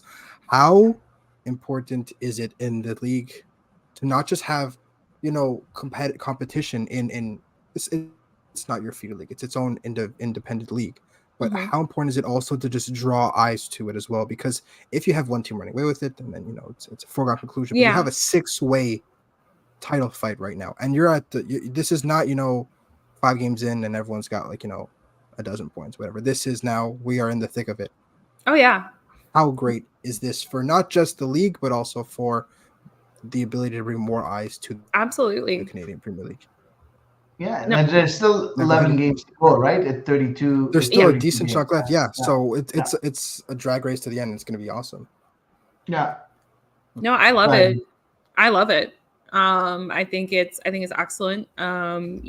Especially as more teams continue to enter the CPL as well. Um, it's made for a really exciting season. I think, in the early days, in the first kind of couple of seasons, there were some concerns that maybe this would end up being the case and Forge would kind of end up being the runaway team.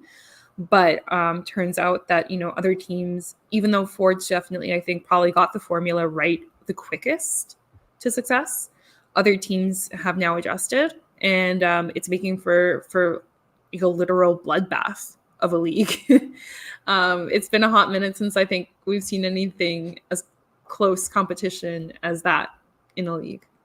Yeah, it's very interesting. And don't forget, we have two players that are loaned to the CPL with Yes. Jean-Elias Hady having a great season with the Cavalry and Ottawa. Ottawa, sorry. And also Elias is also loaned to Ottawa that was in the team of the They were week both in the last team of week. the week last Both week. of them, They were exactly. both So, in it. So that's, I think, very interesting it's not just too. Rita Zuir that's showing out one Yeah. on loan. They all Exactly. are. So Exactly. that's good to see. No, very Who do interesting. you guys have, right? Because today Cavalry did beat Pacific, so they have a bit of a cushion now. They have a 4-point cushion. We're calling that a cushion, right? Who do you have to take it? Right, there's 11 games left, so anything can happen. But who would you like to see, and who do you think is gonna finish the top of the table? Okay, just top of the table, like not playoffs or anything like that. No. Okay. Let's keep it at least a little simple. reasonable and just I think I'm gonna give it to Cavalry. I'm gonna say Cavalry. They've been super consistent this season. They were a little bit off to a slow start, but they got it together, obviously. I feel like Cavalry, they've got a lot of consistency. Tommy Wilden Jr. has been there now since the get.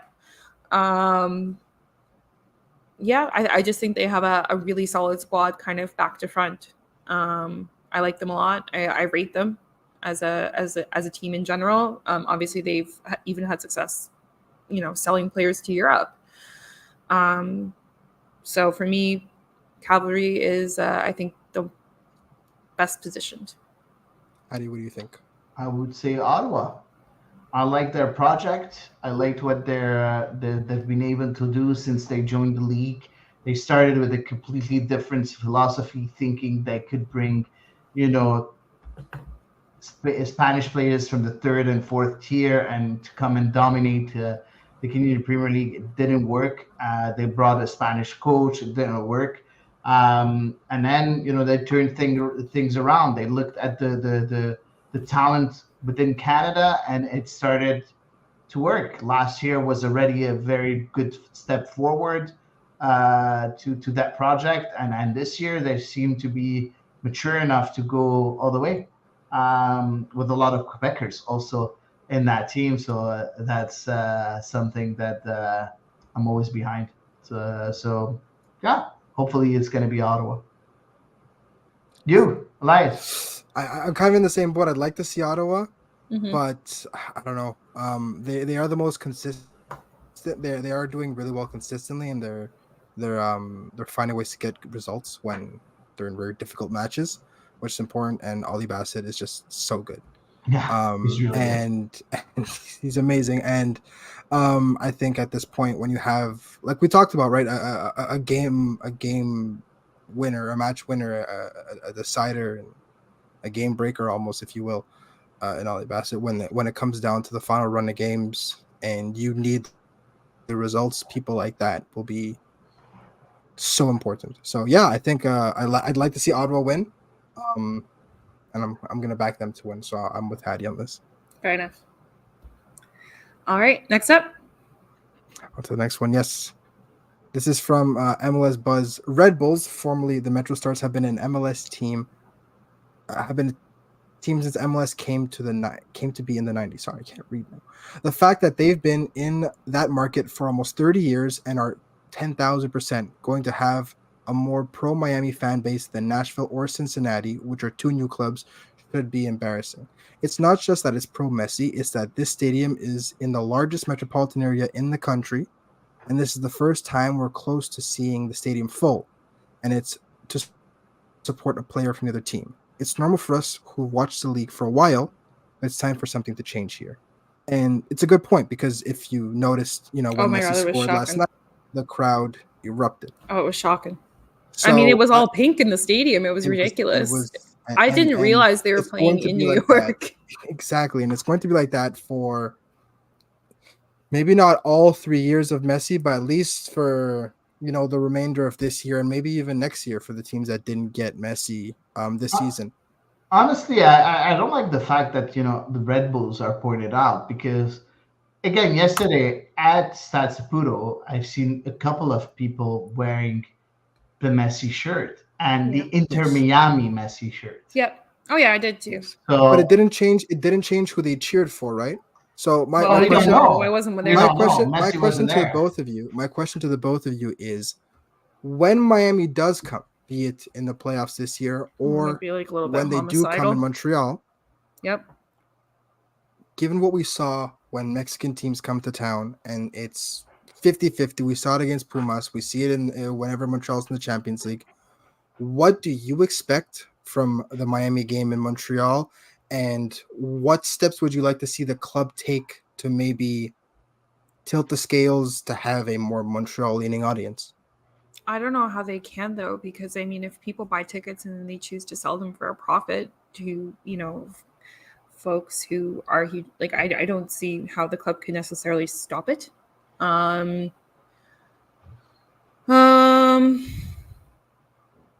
don't know.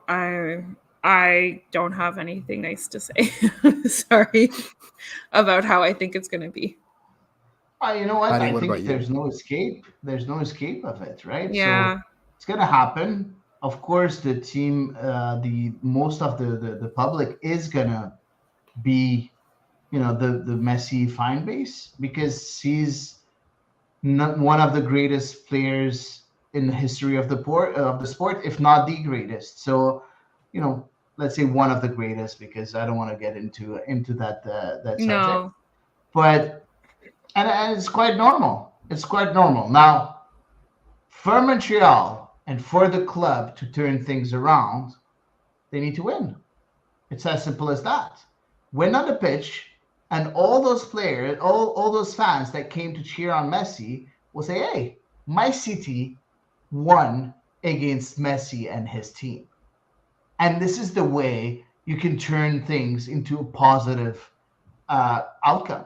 You need to win. It's as simple as that. So, what do you need to do in order to win? That's a question to ask to Hernan Losada or the coach that's going to be in place when this happens. Mm-hmm. Very well put, Hady. I agree, and hopefully, winning can be just that. What is needed to tilt the scales. On to the next tweet. Yes, this is from Monsieur Nilton George, who we know and love. This is in response to the tweet about Montreal, and we discussed earlier 6 Quebecois players in the starting 11 for the first time in the club's MLS era. And he says, for me, the project for this club should precisely be based on this objective: to develop soccer in Quebec and help out our players reach the highest possible level for everyone. On this podcast, we do not hide the fact that we are in the same boat as Play the youth. Play the youth and play the local youth. However, there is another side to this and another part of this fan base that say we want to bring in, bigger names and they want stars, and it's understandable why they want that. But if you two were to present an argument as to maybe try and convince those who want stars to kind of see the side that we follow and the side that we support, and this kind of philosophy, how would you guys kind of argue and maybe try and convince those who want stars to embrace this philosophy? It's very simple.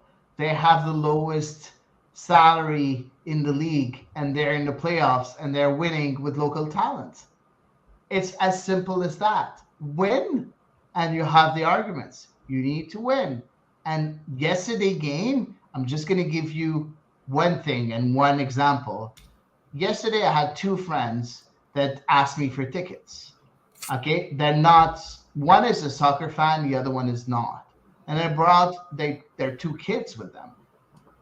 One is a girl that's 5 5 or 6 years old. He's going to kill me if he knows that I don't remember the age of his kid. And the other one has a boy that's approximately the same age. I sent them a text yesterday after the game. I'm like, so how did you like it? And they were like, we don't have a voice anymore. We're completely done. We loved it. The kids love it. And we're thinking about season tickets next year. Oh, wow. It's as simple as that. Mm-hmm. Second time for them to go at the stadium only. The kids loved it.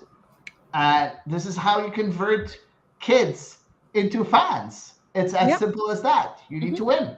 You need to win. That's it. Right on. I agree. Nothing speaks more than a result. I probably wouldn't lead. I probably wouldn't lead with the argument about like having a low salary budget for the people who want the stars, because they might be like, oh my god, and they're cheap.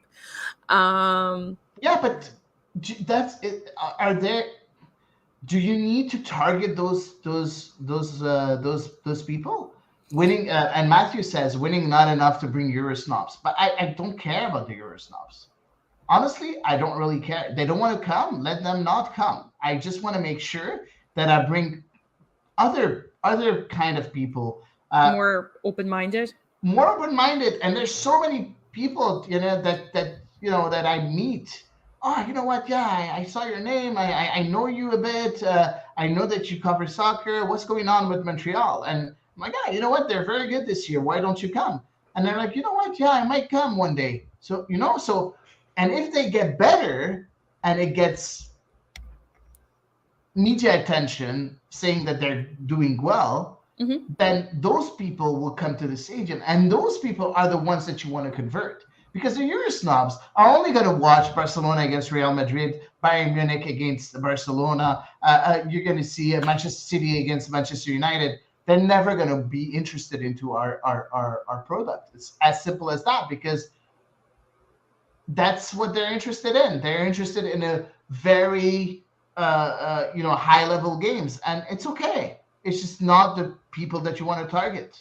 It's as simple as that. Very well put. Fair enough. I see a comment here from Patrick saying you don't need big names, but guys that could become MLS stars, one or two. But at the same time, the club has done that, right? Like people like Mahala, people like Bryce Duke, right? In the past, people Georgi like Mihailovic, people like Romel Kyoto, Kamal Miller, like the club has done that. So when it comes to them not putting out for stars, it's because they don't go out and buy established stars. The project, and even when they go out and recruit players, it's with the idea of improving and promoting young talent. So I think that, Mahala and Bryce Duke can be a very good 1-2 punch, and if they stay with the club for an extended amount of time, they could become bona fide MLS stars. Yeah, so I think that is very possible. A bit like Georgi Mihailovic, I suppose. Exactly. All right. Last tweet. Yes. This is from our beloved Ultra Section 1642 Montreal. Soccer unites us all. For those at the game, and even those who saw it on TV, you may have caught a little glimpse of it in the corner of your screen. The end right behind the net with the bell was covered in pride colors, and it was great. I kind of wanted your guys' take on Pride Evening, what you thought of the showing, what you thought of the jersey, and what you thought of the fact that half the people on both teams weren't wearing it, and what you make of that. Half the people on both teams weren't. Yeah, I didn't. I missed the warm. Do you mean like during the warm up? Yeah. So about half the Revs players and half the CF Montreal players had the shirts on. The others had their regular warm up top on. It was a long sleeve, so maybe they're wearing it over, but. I want to know what your thoughts were on the evening overall. Okay, yeah, sorry, I missed no warm-ups. Like I wasn't there for them, so I didn't know that. It's always a really nice night, I think, at the stadium. There's always a really nice tifo. I think it's always a really nice evening. Really interesting. Really important to highlight. I always find it a little weird that they do it in August instead of June when it's actually Pride Month, but Because it's Montreal timing. Pride Week, right? Exactly. Yeah, Montreal. Yeah, Gotta be exactly. different. Montreal operates on its own calendar. But yeah, no, it's for me, it's always one of the nicest nights I think at the stadium. Yeah. Hady, what about you? It was nice. I'm a bit disappointed about the players not all wearing the shirt, but like, who am I to judge them or to tell them how to think? I wish we had more open-minded people. Yeah. Yeah, no, that Um, is disappointing. that's a bit sad. Now, second thing, I just want to just specify they're not Ultras 1642.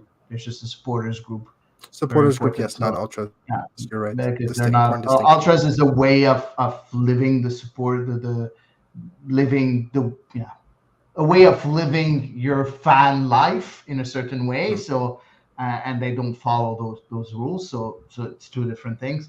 Um, but I like the tifo. I think it was interesting, not too elaborate, very easy and spot on in my opinion. And I liked it. I liked it, and I just wish there was a bit more uh, about about it being the pride game or whatever. I think maybe because I went directly to the press buffet and then to the press seatings. I didn't see that much hype around Pride, so I would have liked to see a bit more. Uh, I don't know, maybe some sort of a flag on the pitch or The whatever. corner flags were rainbows as they usually are. True. I don't know.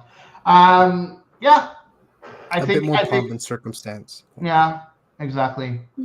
I like the fact that the person that was singing the national anthem is a part of that movement. So I like that, but yeah, I don't know. I would have liked a bit more. Yes, Simple I as agree. that. I like that. You saw the multicolor cards that were for those listening, the entire supporter section, and then on the sides as well had multicolored Ah, cards to represent the colors of the rainbow. And every time there was a foul, everyone had the yellow cards up, and we're showing the yellow cards or the red cards. And I found interesting. that to be a very funny little tidbit that you may not have seen if you were on TV. But yeah, I agree with you, Hattie. I wish they had done a bit more. I also wasn't a big fan of the jersey. I found it to kind of just be like a jersey with a little bit of multicolor on it. I love the one from 2 years ago. Love the Oh, the jersey. flower one, the floral one. Yeah, with almost like tie-dye looking with the colors. I have it. Okay. One of my favorite jerseys I have. It's amazing. This one kind of felt like a practice jersey with some color on it, and I Yeah. wasn't Yeah. too blown away by it. It felt I like would wear the jersey any day. I loved it. if the Fair one enough. from this year. Yeah, I Oh, really okay. loved it. I wish they had put more color in it though, because it was Yeah. mostly just black and It was a white, lot and of then white. Yeah, some like the front rainbow of it, on it the felt like kind sleeves. of empty. Yeah, Okay. but I like the fact that it's a bit wide because you can wear it with whatever you want. Oh yeah, and from a It's fashion very perspective. wearable. Yeah, Yeah. exactly. It's very wearable still, and that's what I like about it is that I can wear it and just go out in the park or whatever, and yeah, no, I really liked it honestly. But It's that been like if you wanna sunset if you colored wanna rainbow one from 2 years ago is my so nice. yeah, my birthday is on the 18th of September, so if you want to, offer a gift or whatever. I loved it. Yeah, so I think that's it for social media, if I'm not Yep, that's mistaken, it. right? And I Yes, think sir. that's it for the show also. Eve, Elias, thanks a lot for being here That's again all. this week for another episode of The Bull is Round. We've had tremendous support during that episode, a lot of people listening in. I love that. I love to see that. I hope you liked our content, you liked our product. Um, if you are asking yourselves how you can help us, we do have a Patreon page. You can be a Patreon. Our content is always going to be free, but if you want to help us grow the product, go ahead and become a Patreon. So that's it for today. Thank you very much for all your time, and see you next week for another episode of The Ball is Round.